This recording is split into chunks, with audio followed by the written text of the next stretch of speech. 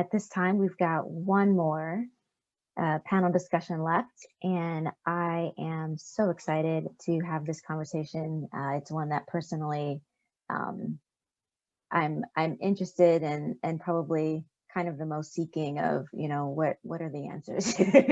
um, I'm going to bring on Miss Jess Estrada, Mrs. Jess Estrada here.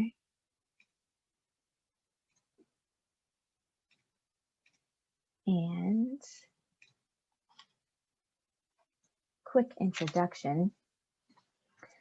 Jess is a digital marketing strategist based in Seattle. She created freshjess.com in 2008 to offer a unique perspective on life, on health, and style in the Pacific Northwest. By day, she works as the manager of digital communications for Pivotal Ventures, a Melinda Gates company. Jess, are you with us? I'm here. Can you hear me? Yes, I can hear you and we can see you now. Welcome. Perfect. Yay. Hi, thanks for having me. Thank you. I'm just honored to have you. And really excited about this conversation. I know I mentioned when we were chatting before that I personally am an extrovert, and this time of, quarantine and isolation and just, kind of withdrawing for safety reasons has been terribly trying on me. And now we're about to enter into, the season, particularly in the Northwest, where it already is isolating. We already, don't really want to spend as much time outside or be out and about, and it's cold and really more insular. And so like I said, I'm looking for, I guess, just thoughts and ideas and new places to make my mind go, to really know how to prepare and I guess get outside of my box when it comes to connections and really filling that social meter for me. And I'm excited about this conversation, and then afterwards we'll be able to open it up to everyone and really continue the discussion at the group. So that's kind of where I'm at. Tell us about you and kind of what that lens looks like for you. Yeah, sure. So I would say that I'm an introverted extrovert. I definitely get my energy from being around people. I have a big Filipino family, and we see each other all the time. Big meaning, not just like I'm the oldest of five, so not just my siblings and my parents, but like all of our aunts and uncles and cousins. And so this year has been very interesting to say the least, without, that family party time that I'm used to and the gatherings. But I also have appreciated this time for having, just this space to kind of have to myself, and to do a lot of things that I kind of push off to the side, or do, or distract myself with other things. So I've been doing like a lot more reading, a lot more journaling, but definitely have had to get a lot more creative. I'm feeling the same way you are, where, the days are getting shorter and the nights are getting longer. It's colder outside. And I miss seeing my friends. I miss seeing my coworkers in person, even though I see them all day on a screen. It's just different. And I went through this process in 2019 of getting and then starting the job at Pivotal Ventures. And so I felt like I was spending all of last year intentionally isolated, because I was trying to focus on getting the job, and then like getting in, like used to and the rhythm and flow of work. And so right when the pandemic hit, I feel like I was just getting back in the swing of like seeing my friends normally again. And so that really sucked. But I am not normally a lengthy or a regular texting person. I'm very like short, and like I'm a person who sometimes will just see a text during in between meetings or something, and then forget to text you back. And so I've just been trying to be more intentional of like, when I am thinking of a friend or I want to see if they would be interested in getting together, I'll text them or I'll send them an email or a message on social media. Um, and I think we have to just kind of get out of our own heads of like, you know, how long has it been since I've seen or talked to someone? And we're all stuck in our homes, I think. And uh, just being open about, letting people know that you're thinking about them, and being honest and open about boundaries too of, are you willing to hang out and grab coffee? I like to think in Seattle that we have a somewhat mild climate. So even though it's colder and it gets darker earlier, um, that we are able to get outside a lot more often than maybe others. And so I'm trying to even get out of my own head of oh, it's cold outside, and just sucking it up and bundling up to go see a friend, grab coffee and walk around together. So, we're doing things differently, but I feel like just kind of thinking outside of the box a bit, or doing things that you wouldn't normally do, not in a pandemic. Yeah, yeah, Yeah. totally. And it's really interesting that so this is the third session, and all three times the word boundaries has come up, Mm-hmm. which is really interesting to me. So I wanted to, um, I kind of want to touch on that and transition to the next question is, how we maintain our relationships while keeping those boundaries, right? What does that look like? And so you talked about texting and reaching out and finding out, how can we do a coffee date in a way that's safe and like making sure you're on the same page. But can you go into maybe a little bit of specifics on kind of what that looks like, where you're honoring yourself and your boundaries as far as safety precautions, but also doing what's needed to make sure you're filling your social cup. Yeah, so I'll start by saying that my husband and I live on Capitol Hill, and so we chose this neighborhood because we love walking around and being in the city.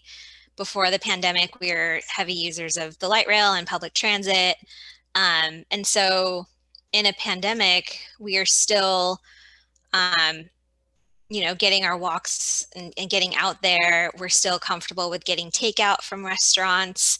I will say though that I'm personally uncomfortable with being inside of a restaurant. I'll go in and like pick something up, but that's about it.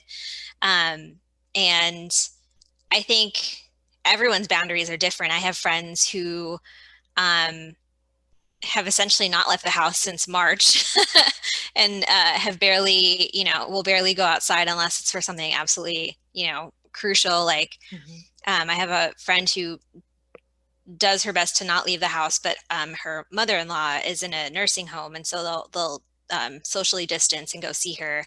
Um, and then on the other end of the spectrum, I have friends who it feels like the pandemic is not a thing for them. And they're still, every time I see them on social media, they're with a different group of people, hanging out like it's nothing, and they're still traveling. So I'm likely not seeing those friends. But for the friends that, I do want to make time for, I think, again, just being open and honest about where your boundaries are. Like, I'd be willing to go get a COVID test if it meant seeing some of my family members. I don't think we as a family, we've decided it's not good for all of us to get together, because that means like 50 people in a room, and that's just not good. But from our immediate family or small groups, like I'm related to a lot of essential workers, and so they are regularly getting COVID tested anyway. I think that's kind of a big thing. I have friends who are just not comfortable, because they're not sure if they might potentially get their parents sick or older Sure. relatives. And so it's just really knowing where your boundaries are, where your friends' boundaries are, and then making do. I think I've probably met with people twice, both family and both in private homes. And those were early on in the pandemic for Mother's Day and then for my brother's birthday. Thanksgiving and Christmas will be interesting this year. Yeah. But again, I've been texting a lot more with friends. I have a couple of friends who we've been writing letters this year, which has been really fun to do. It feels like having a pen pal, like when we were younger. FaceTime and Zoom and things like that. I never used to FaceTime people, but now it's kind of a regular thing because you're not seeing them in person. And so, yeah, I mean, it's not ideal. I think I've been doing a lot of outside dates, like in the summertime, just going for walks. The University Village is really great for that. We'll take our dog down there and go walking around all the time. And I try to minimize like having to talk to people, like strangers and people I'm not related to, aside from like takeout or whatever. But I think kind of just like places like the U Village where there's people out and about, but kind of in passing and not really interacting with me and my friend or my husband and dog.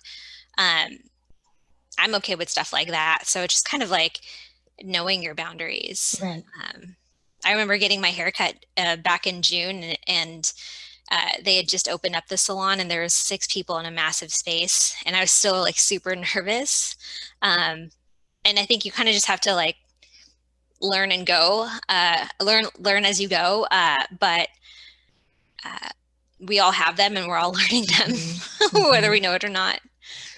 That's a really good point. I mean, you talked about knowing and understanding what your own personal boundaries are. And I mean, beyond just talking about safety and, related to the pandemic, but just about what your boundaries and even your needs are in terms of socializing and relationships. A previous panel talked about how you can show up differently when you're around different people, and that's just part of human nature and what we do. If we're talking to our friends and family versus talking to a coworker, we bring a different person, but I think that's a boundary there, because I don't need my coworkers to know every aspect of my life, except for you, Andrea. You can know everything now. but understanding what that is, and maybe I think as an extrovert and as an external processor myself, I tend to lean toward, whoever I come into contact with, you get it all, you get the whole me. And, I kind of appreciate that about myself because I feel like I'm authentic, but at the same time, there is some boundaries needed there. There is some protection there. And so whether we're talking about, being physically safe, or whether we're talking about just our own emotional and, mental safety and our safety of our health, the safety of our, personal health, internal health.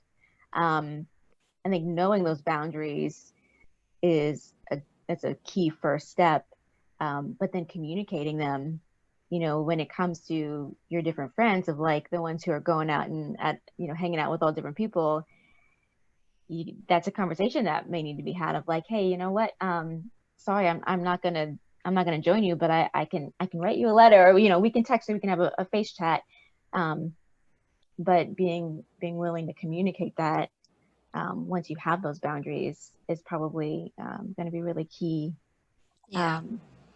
I will say I spend most of my days, as probably many of you do, with my coworkers. And so they're probably the ones who are learning and helping me learn my boundaries, as the body language cues that are normally there in in office workspace aren't there anymore. And so I feel like we've been a lot more honest about saying like, today is just super hard, or I've been in front of the screen in back-to-back meetings for hours, and it really gets to people. It's a lot more draining than being in-person meetings, and so I think I'm really grateful to have a works place that has that's made it as safe a space as possible, to have those kinds of conversations, and so we are able to be vulnerable with each other.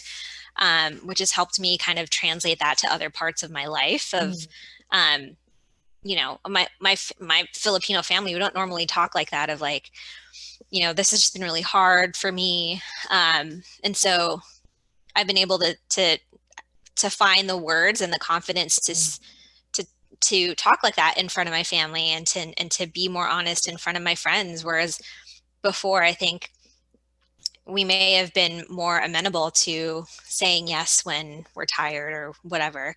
Um, I'm one, you know, silver lining out of all of the George Floyd protests and the anti-racism kind of reckoning that I feel like society is having is um, learning where these boundaries are rooted, and just whether that's through um, just colonizational trauma, or just experiences that I've had as a woman of color, that I'm realizing, you know, that that's the root of why I'm experiencing things differently from my white coworkers, or my Black coworkers even, or other people of color. So I feel like I'm just learning a lot more about boundaries in general, in addition to who I am. So in the many layers of this pandemic, Yeah, you totally. know, we have like we have like actual COVID, the illness, we have mental health, and we have now, you know, racism and social justice that we're all kind of like um, faced with. And so I feel like we're just learning a lot about who we are, and boundaries are certainly part of that.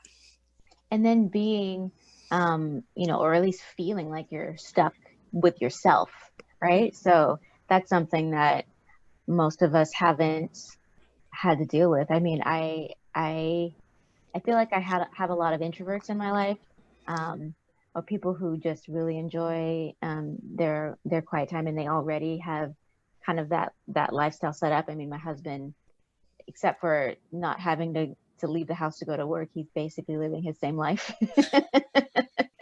He's like, I'm never going to a grocery store again. I'm always going to order my groceries online now forever. But that's definitely not me. And so really like being faced with like just spending much larger quantities of time with my own self than I really ever had to or wanted to be honest.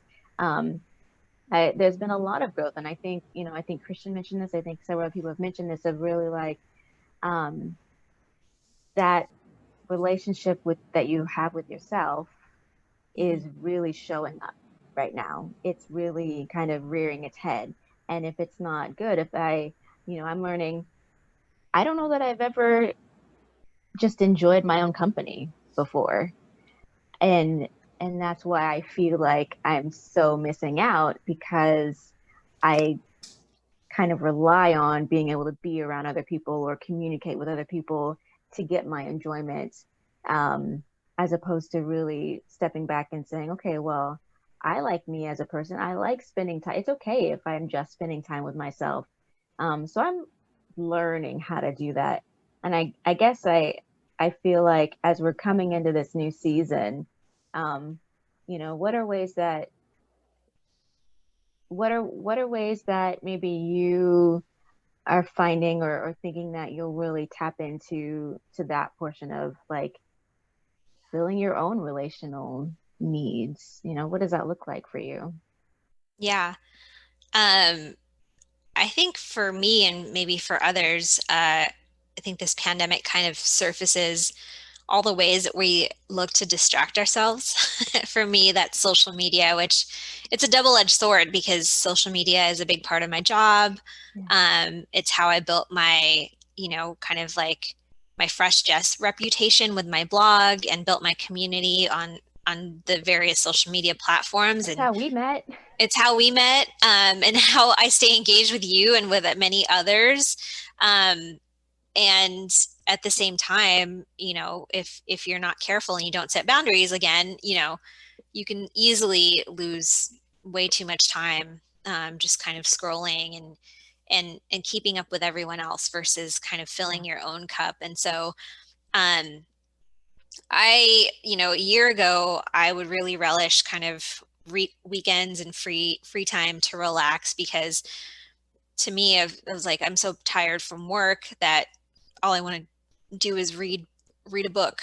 And now in a pandemic, I've been spending a lot more time in like journaling through just things I'm feeling and just questions. I feel like I follow a lot of people who are just really great about, thinking through reflection and things like that. And so I keep a lot of these, I keep like a tab of like journal prompts in my notes, and just kind of think through writing various questions, and just kind of like trying to write my way through this pandemic, which I probably should start doing on Fresh Jess again, but I always say that, and then I just find other things to do. Of course. But reading, writing, I've been thinking a lot about mindful movement and mindful eating.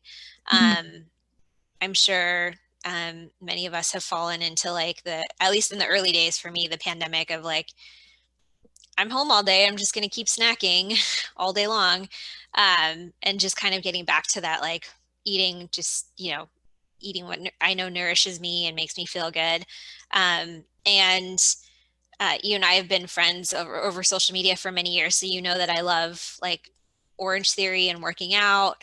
And in a pandemic, when we can't go anywhere, Orange Theory won't be open for a while. That's been really hard for me. But just learning that,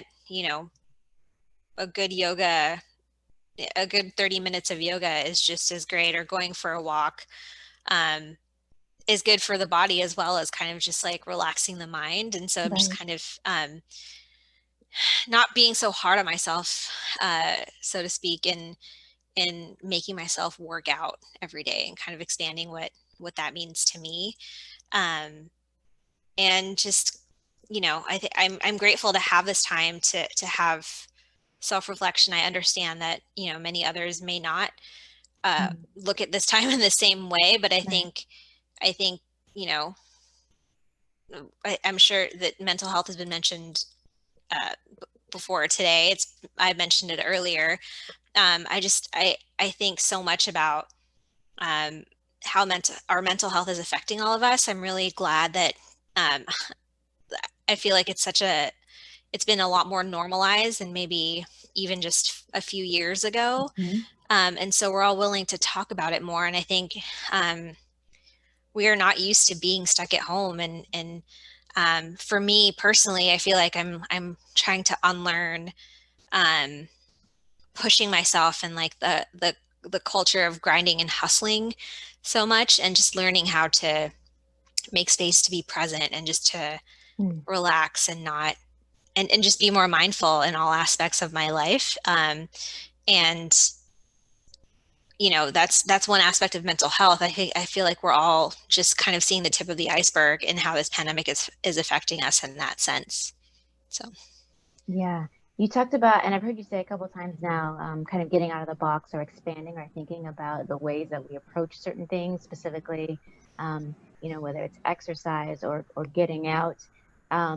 What are ways, I kind of want to shift a bit to kind of that outdoors and physical movement aspect. So you were talking about exercising, but you also talked about going for a walk with a friend, or, being outdoors.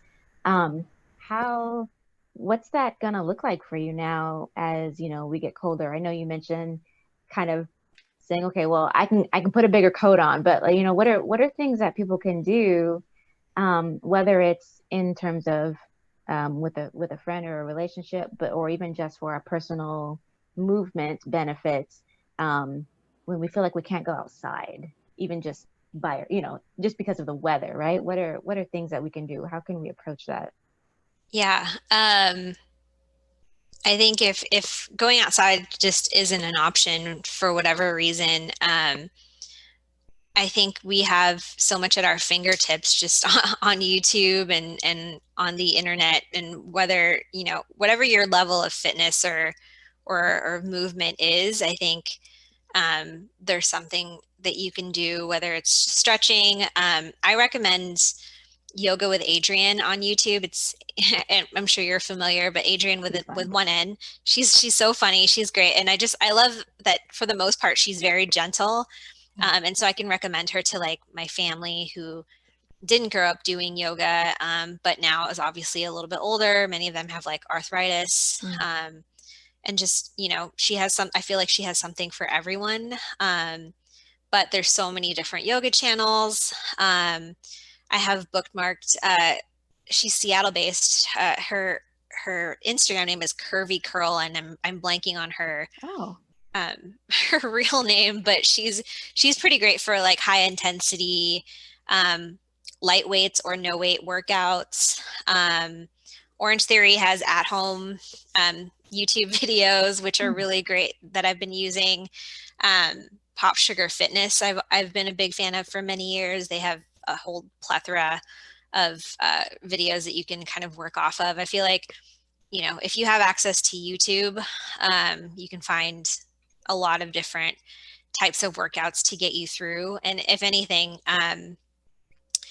just, you know, I hope that people can get out and get some fresh air and go for walks. I'm not even like a big outdoorsy person, but getting outside even just for a few minutes I feel like has been so helpful for me.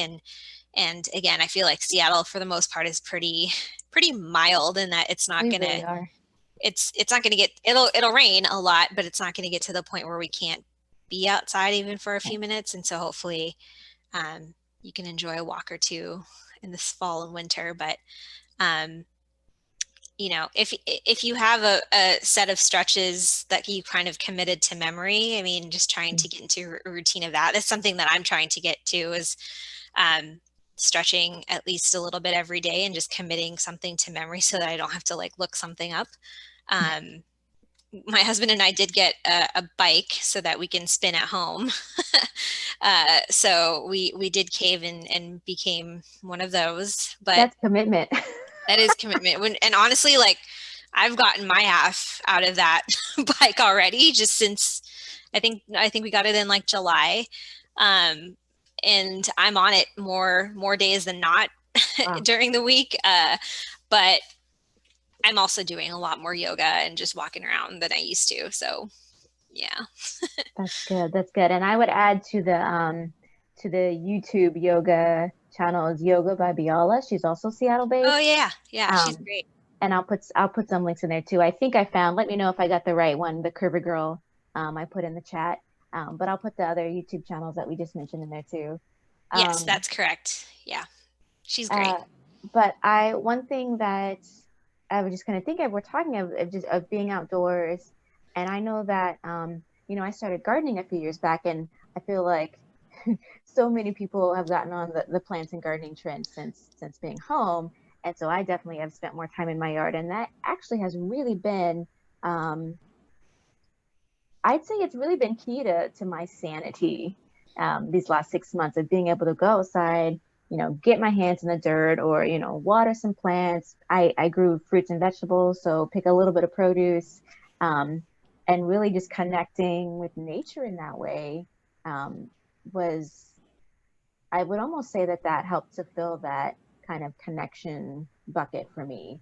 Even though there was another person, I do find that when I'm working in the yard, I talk to myself, and I talk out loud to myself when I'm working in the yard. So maybe that is me spending time with me. When I'm in nature, I'm okay with spending time with me. And so I've been thinking, okay, what am I going to do? You know, I'm not growing anything anymore. The last bits of thing, I try to do some fall crops. My lettuce isn't very happy right now, but you know, am I still willing to go out if it's raining and check on things? Maybe I'll go, you know, clean up a little bit of weeds or something. I would like to say that I will, but I know that, like I said, played a big role for me since springtime. And it's different. I think it was Andrea got me a gift, me and my kids a gift. It's Up in the Garden, Down in the Dirt. It's a kid's book, but it's beautifully illustrated. It's called Up in the Garden, Down in the Dirt.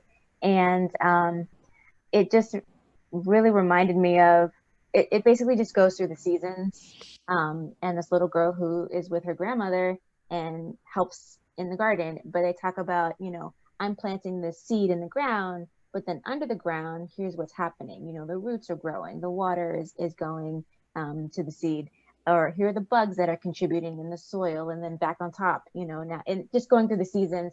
And it's just a really beautiful illustration of, regardless of what season we're in or what we see above ground, there is still so much going on underground, even when things seem dormant. And so I kind of used that book as inspiration when I was thinking about this event and planning, and kind of what my own personal intention was. I wanted to find out, or make a decision, what am I going to plant now? Because there are a lot of crops that you plant in the fall for the spring. Mm-hmm. And you intentionally plant it now when things are going to be cold, and when it's going to be months before we see the results of that at all. But if you don't do the planting now, you don't see the results in the spring. And so kind of thinking about relationships, right? That's something that's really important to me. What am I going to do now in the fall, in the times where it seems harder and colder and more isolated, so that I can reap the harvest of having the relationships that I want, in 2021. I don't have that answer yet, but I think even just being mindful of that, and asking myself the question, gets me to the point of doing something about it more often than not. For sure. And I feel like if it moves you to connect with others in this time, very difficult time for all of us, I think you should definitely, in your way, reach out to others, but also making space. I think it's really important to also pay attention to, how you're doing, and giving yourself the space and time to just kind of deal with all that's going on, and understand that, again, this is a difficult time for everyone. And so we're all figuring out how to keep our cup filled, so to speak. And I think, planting those seeds of connection starts with making sure that your own seeds for yourself are healthy. And so I think a lot about that when I am, at my own boundaries, and while I want to see people, it's hard. And I think we definitely have to acknowledge that as well. And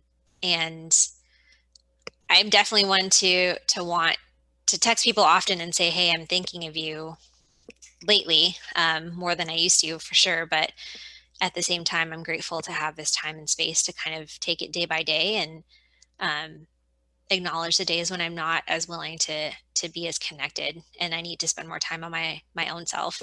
So yeah. That is one of the things I'm gonna say this last point. I'll let you say any final thoughts before we bring in the whole group here. But somebody earlier just made the comment of, we're human, we're so such dynamic beings, and we're never gonna be, fully one thing all the time. Like you were just saying, some days I'm going to be the person that is reaching out to friends. Hey, I thought of you. Other days I'm going to be the one that wants somebody reaching out to me. and that's okay. And really being gentle with ourselves about that. The first panel, we talked about prioritizing you, and saying, I'm not a slave to X, to work, to my kids, to my spouse, to the chores, right? I'm not a slave to that. Yes, it is, something that I do and that I engage in, but it's okay if I stop for a minute and take a break. It's perfectly fine. And actually, I'm gonna put up real quick a slide that I was gonna save this for later, but let's see here. I want to put this up because I really liked it. She believed she could, but she was tired. So she rested, and you know what? The world went on, and it was okay. She knew she could try again tomorrow. I love it. I love that so much. Me too. Because we always see the other one. She believed she could, so she did, right? Which is great. It's motivating, but it's not every day. I love that so much. Any final thoughts for you before we bring in the group? Just thank you for having this discussion and for making the space for this. I think, just this is something we're going to be in for a while. And so I think just being intentional, and also just staying in tune as much as you can with yourself, and the connections you do want or need to make, Yeah. with others as well as within. So thanks again. Thank you, Jess, so much.